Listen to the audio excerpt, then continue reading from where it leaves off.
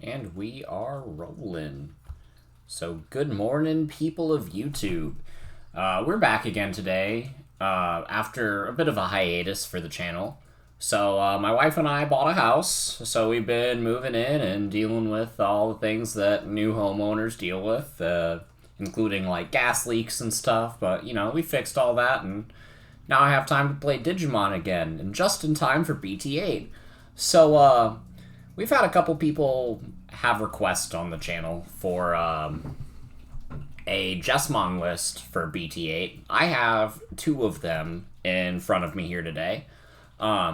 So, yeah, without further ado, we'll go ahead and start with the first double deck profile of BT8. So if you guys like this kind of content, please make sure you guys like, comment, subscribe, all that standard YouTube jazz. And we'll go ahead and get right into it. So this is going to be a Jesmon list that you guys are more familiar with. This is going to be the stack focused. So for those of you that don't know what Jesmon does, basically the entire point of the deck is to build this card up in your breeding area and then promote it. And then you go, I swing, I have piercing, I have plus 3,000, I'm playing a Sistermon from my hand or trash. And then I have security attack plus 2 or 3, thanks to the security attack plus Greymon from the starter deck and from the BT1 tie. And then the old strategy was to play 4 copies of Savior Huck as basically your only level 5. And what you would do is you would just swing for 3 security at once, unsuspend, swing for your 3 security at once, and then evolve into Omnimon to close out the game, because you'd have Blitz and you'd unsuspend and you'd get your final swing in that way. But people have been wanting to know what I'm going to do with Jesmon after the Savior Huck hit. And really, the deck plays almost identically. So with Savior Huck hit, your new emphasis is going to be on increasing the amount of security attack that the deck has. So you have cards like War Growlmon that says when an opponent's Digimon is deleted, you can give your stack security attack plus 1. And you also have Voltramon, which is just going to be a standard security attack plus 1. So basically what you're going to do now is you're going to pick, you're obviously still going to play your 1 Savior, and then you're going to play 3 copies between these 2 cards. Basically just pick one, play 3 copies of it. And then you can either play 1 or 2 copies of Chimeramon in your last ultimate slot if you want. Or you can just choose to omit Chimeramon and just go 4 copies of a card like Voltramon. So, if you're doing that, like these cards here, these 4 are the ideal level 5s to play. You have to play the one of Savior. A lot of Jesmon players will be playing Chimeramon because it is a new tool that the deck has access to. So for those of you that don't know what this does is it jogresses on top of 2 level 4s for 0 memory. So you take 2 level 4s, you stack them on top of each other, similar to Ixie summoning in Yu-Gi-Oh! This card is treated as a new Digimon, so if you swung with those level 4s and they were suspended, this Chimeramon comes into play unsuspended. And when Digivolving, you get to place a level 5 or lower Digimon from your trash under it as a Digivolution source. Then up to 4 of your opponent's Digimon get minus 1,000 for every color this Digimon is. Also, this Digimon is treated as all of the colors of cards in its evolution sources.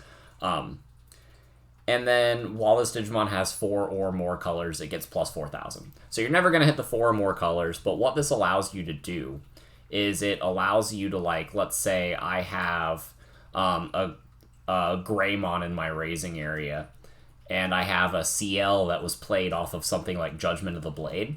Well, now I can promote this Greymon, jogress the CL and the Greymon into Chimeramon for 0 memory, swing security attack plus 1 with the Chimeramon, and either do that and go off from there, or if I have the Jesmon right then and there, I evolved into Chimeramon for 0, I can evolve into the Jesmon for 3, since I'm probably going to be at 3 with my Memory Tamer, and then swing in for just a lot of security right then and there. So rather than going for the Savior Huck play to go punch, punch, and then Omni for game, your new strategy is going to be just swinging with a rookie or two first to get them to, 3 or 4 security. And then you swing with your full Jesmon stack and take out the rest of it, and then you still Omni for game. So it basically plays identically. But some of the rookies like Guillemon are now more important because you want to get a couple swings in early game and you want to be drawing cards into your Jesmon pieces. Guillemon is a rookie that you can evolve in your raising area, promote, swing, get them to 4 security, and then draw an extra card. So that way, on the future turns, you can evolve in the raising area and get your Jesmon stack built up from there. So we are playing 4 of that Guillemon and 4 of the Sistermon Blanc because on play it lets you draw a card. So between these 4 Blancs, these 4 Huckmon, the OG Huckmon, these 4 Guillemon, and Gammamon even has the potential to draw you cards. You have Analog Youth to search your pieces. You have Red Memory Boost. Basically, the name of the game is to find the pieces for your Jesmon stack while getting a couple security checks in. And then you close the game out from there. Still a super viable strategy. Jesmon is an absolute monster of a Digimon, and it competes very well even into the BT8 format because it can just play in the raising area. You have blockers in Blanc to kind of mitigate the rush that Armor Rush can put on because they can't swing with their jamming Vmon first and then, evolve it into an armor and then unsuspend it with Davis Ken. So they get 1 less swing off of that, which is always helpful. And yeah, this deck just has a lot of tools. So for the eggs, I'm playing 4 Kapuri and 1 Demimera just to give you your standard plus 1,000 to ensure the Jesmon lives most of the time. This also ensures that your cards like Guillemon and your champions like Savior Huck, or not Savior, Bauhuck can survive security checks if you swing with them early to get your initial check-in. So these power buffs are really nice. For the Sistermon line, I'm playing 4 Blancs, 3 CL, and 1 Blanc Awakened. Blanc Awakened is kind of the worst card in the list, but since the format is super aggressive with decks like Imperial, with decks like Armor Rush, the recovery can be very, very nice, especially since I'm playing the 4 Blancs. I've already explained how important Blanc is for cycling. Seal is really good for being a memory gain off of Judgment. It's a level 4 that you can play for 3 memory. It also goes into Jawgrass plays with Chimera. So if you're not playing any Chimera at all, you can kind of cut this card down to 2.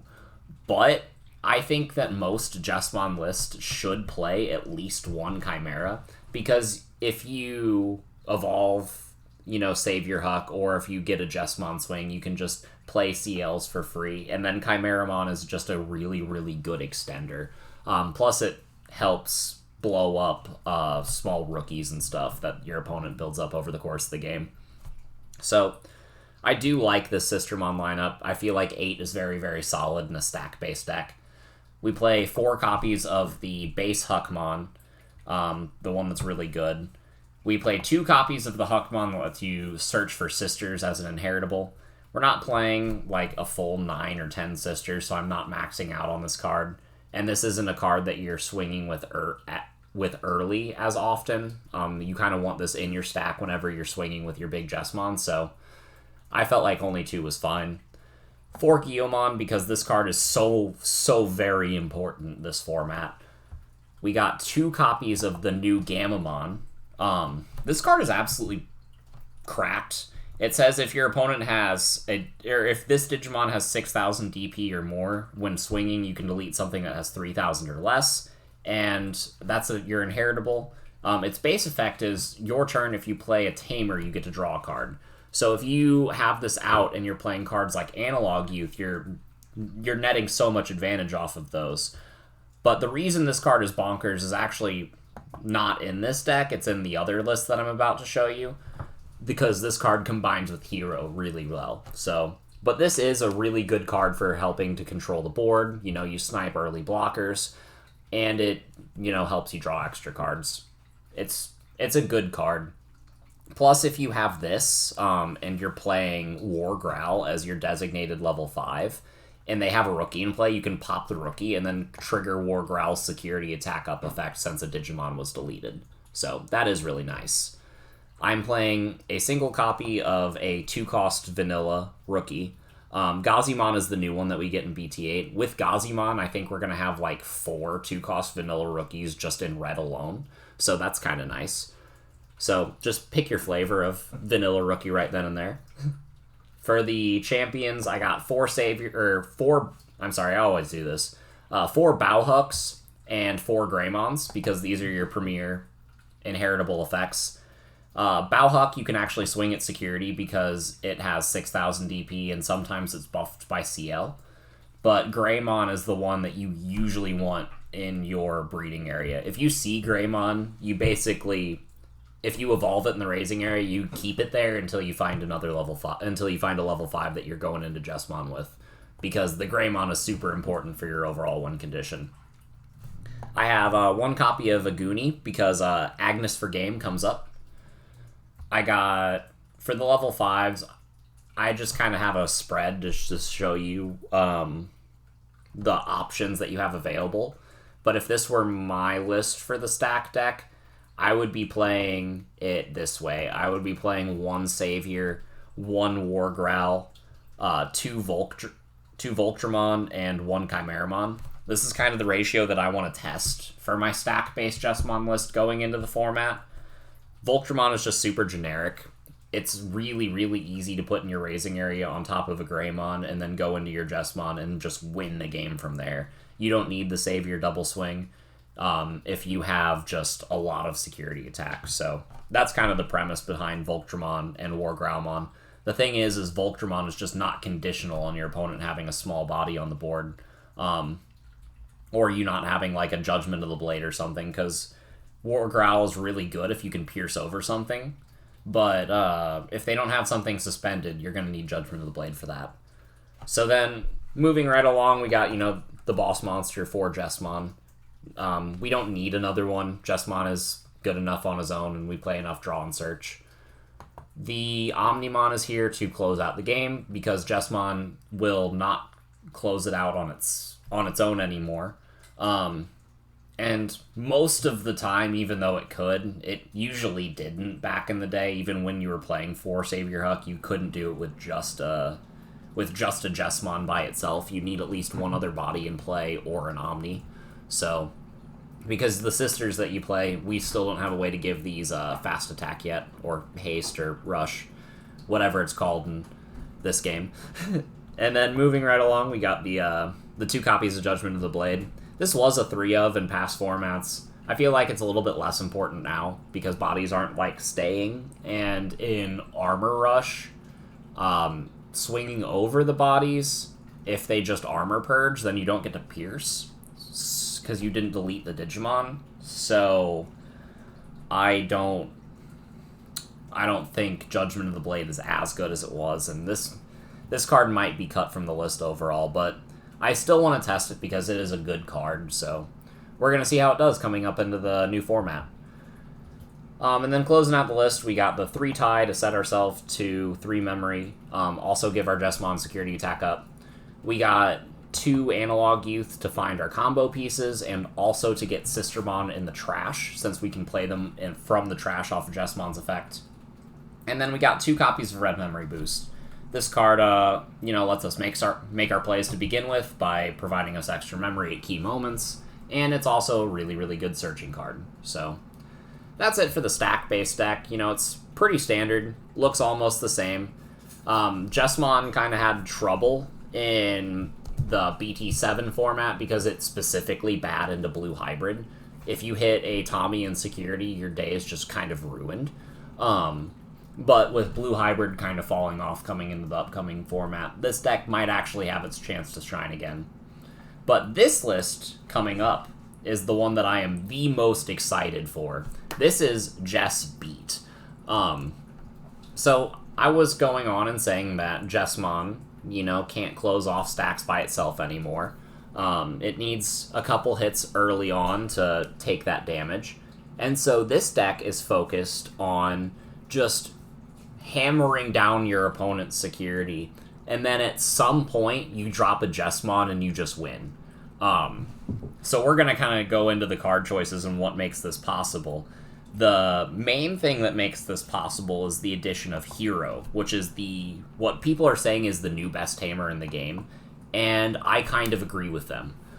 It's a 4-cost Tamer that is a memory setter, so it sets you to 3, and it says your turn whenever you attack with a Digimon that has Gamamon in its name or a level 5 or higher Digimon. You may suspend this Tamer and choose any of your Digimon. That Digimon gets plus 2,000.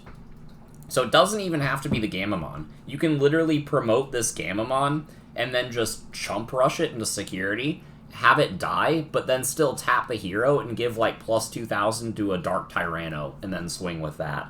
It's absolutely absurd. So that's why we're playing the 4 of Gamamon here. And then we also have this his evolution this set, which just has Blitz.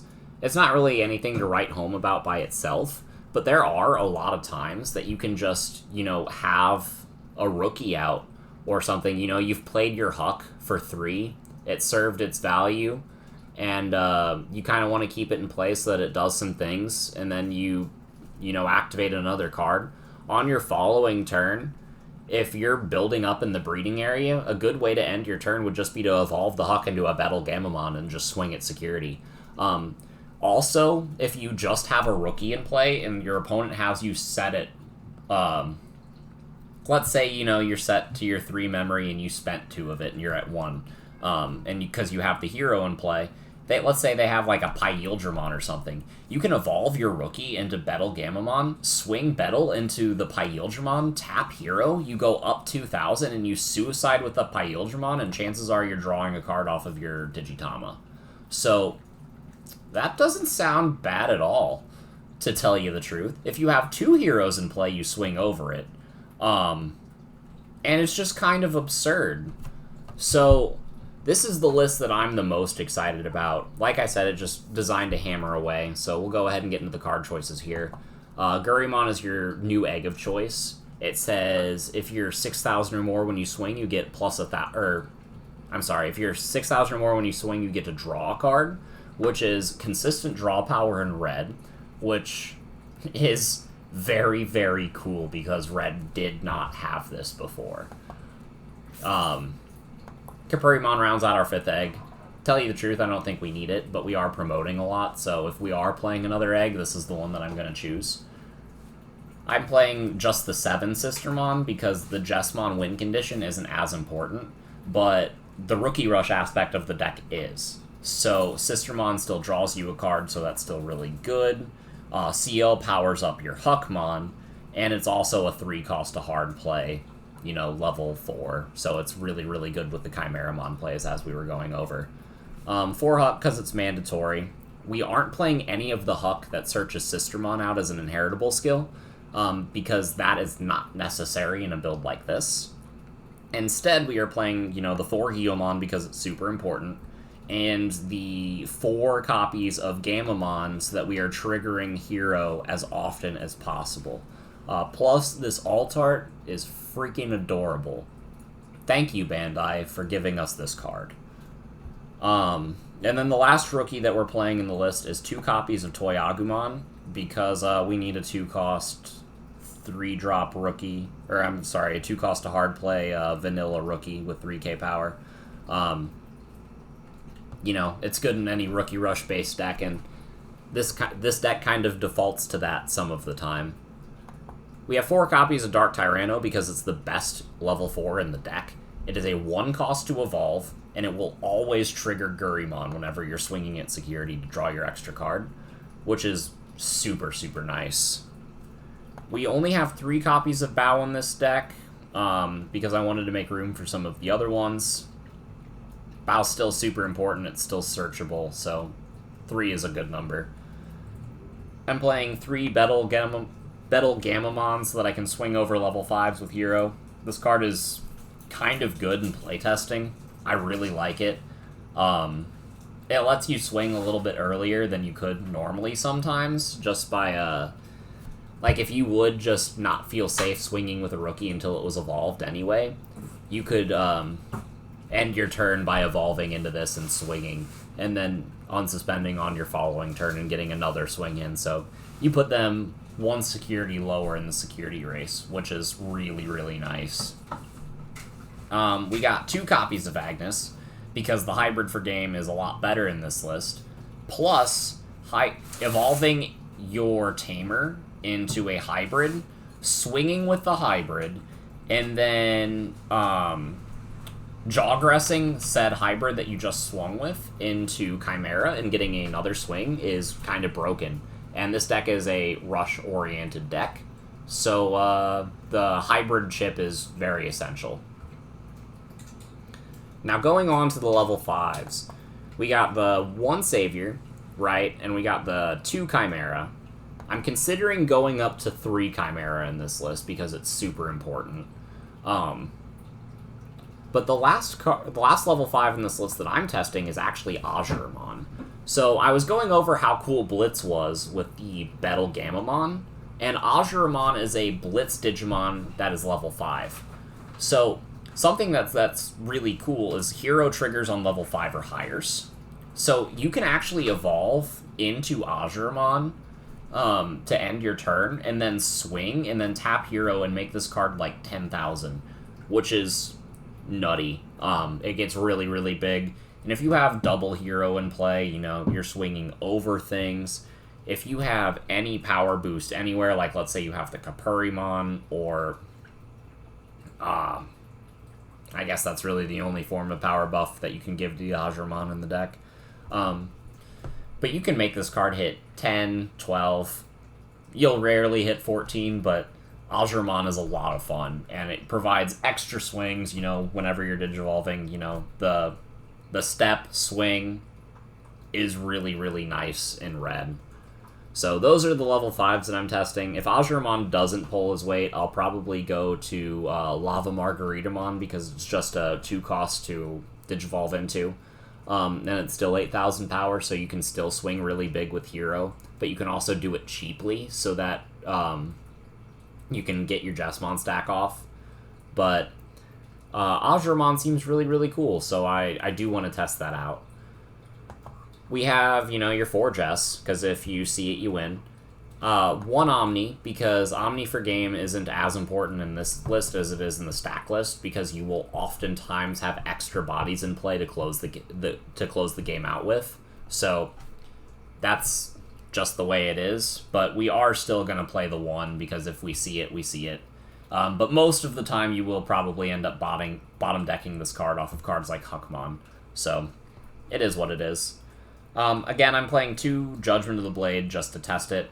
In this list, if Judgment of the Blade doesn't work out, I don't know what it's going to be, because Atomic Blaster kind of seems irrelevant since we have Gamamon and Bao Huckmon in the list. But I don't know. We'll see. We'll test this slot out. Might end up being something like Gravity Crush, or just another memory boost, who knows. But we play 4 Hero, because Hero is absolutely broken. And then the 50th card in the deck, I decided to test a single copy of Digimon Emperor. So this is a cool new Tamer that we get in the next set. I haven't really seen a lot of people play it. I don't know if that's just because it's bad, and I don't know that yet. I haven't playtested this card at all yet, but it seems cool, and I want to give it a shot. What it says is during your opponent's turn, whenever they promote a level 3 Digimon to the battle area from the raising, then you gain 2 memory. So if they are trying to play Armor Rush and promote a Vmon that has jamming, and, you know, swing with Vmon and then evolve it and then get their Davis Ken plays off, Digimon Emperor really slows that down. So you take one of the more aggressive decks in the format. And it even slows down Imperial a bit. But you take these aggressive decks in the format and you delay them a little bit. It actually makes you have the tempo, because you're just in a security race. So any amount of progression for your game state and regression for theirs is good. It also says when an opponent's level 5 or lower Digimon is deleted, you may suspend this Tamer to draw a card, which is really, really cool. And replenishment is really cool because you're going to be hard playing a lot of cards in this list. Just because you have, like, the Toy Agumon, Sister Mont Blancs, stuff like that. So, yeah, that's all I gotta say about Jesmon coming BT8. Jesmon didn't really top at all in BT7, and I think that was just because of the format. I don't think that is because the deck itself is bad. I think it's just because it had a bad time against Blue Hybrid specifically. And coming into this next format, if it can keep tempo with some of the faster paced decks that we're going to start seeing, then I feel like this deck is going to be a real contender. Because against Mastamon, you can just kind of smack through all your opponent's security at once, and, you know, just kind of end it there. It takes a little bit for them to get set up, so you can kind of just beat down in their face, and you should be fine. At least that's the theory. If Mastamon gets the loop kind of going where they are spamming level 5s from their security every turn and just recovering out the ass, then maybe it becomes a little bit more difficult. But you should have a better matchup into Rookie Rush based decks like Armor Rush, or even faster paced decks like Imperial. And those are the 3 main decks that everybody's talking about going into next format. You know, that and X Antibody and Black or Gray. And I have had no testing against either of those lists, so I can't speak for those. But this is fun, and I feel like if you're a lover of the red, you know, go tall, hit hard strat, this should be a good deck for you.